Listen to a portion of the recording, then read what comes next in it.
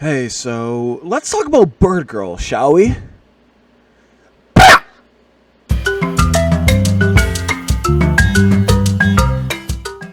Kujou Sara is the right-hand man and general under the shogunate Ball. Today I'll be showing you the DPS option in building Kujou Sara, as for many use her as a support. Let's get right into it. When leveling Kujou Sara, I'd use two builds that both elevate her damage and prevent getting hurt against enemies. The first option is to level her up to 20. And her past level 20 will not only minimize her general output when creating elemental reactions, it also increases her movement speed, stamina, and she wouldn't look as sexy. When leveling to 20, this build is called the Tank Shooter build. This build provides both DPS potential and also provides generous defense against enemy attacks. However, if you want pure raw attack power, my suggestion is utilizing Kujou Sara and only leveling her up to a 5, which is the peak of her DPS potential. From there, it'll only decrease until level 20, and from 21 on, you basically ruin the build, and your Kujou Sara will not deal any damage at all. So make sure that she's from level 5 to level 20, or her build is basically useless.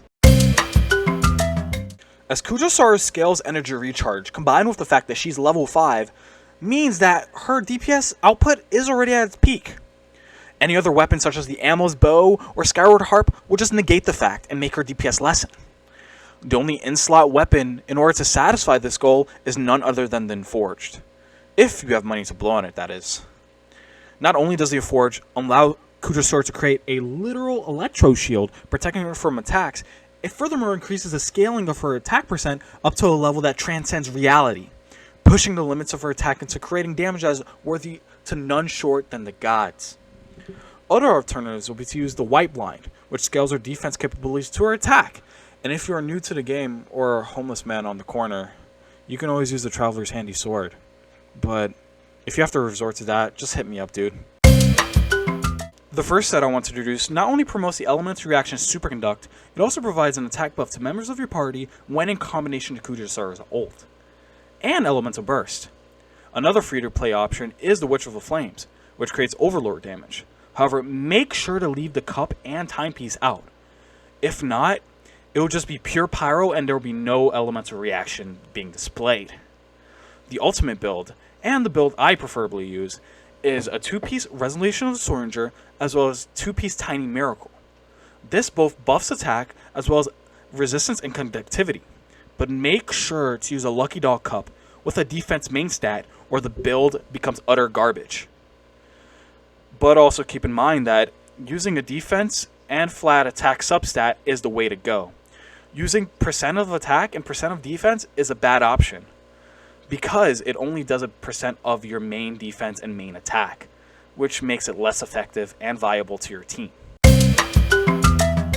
When leveling up your talents, make sure to only level up the normal attack.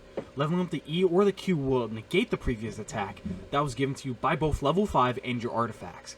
But if you can't level up your normal attack, then, well, it must suck to suck. Alright, so left click, right click, E, and Q. It's that easy, dumbass. Since Kujou Sara is a general under the shogunate, the only party that is possible with her in it is with the Electro Archon, the Animal Archon, and the Geo Archon. Make sure all 3 Archons are C6 with 5-star weapons, or her build will cancel out the other 3 people's builds. And if you can't do that, then you should probably go kick rocks, touch some grass, and maybe get a job.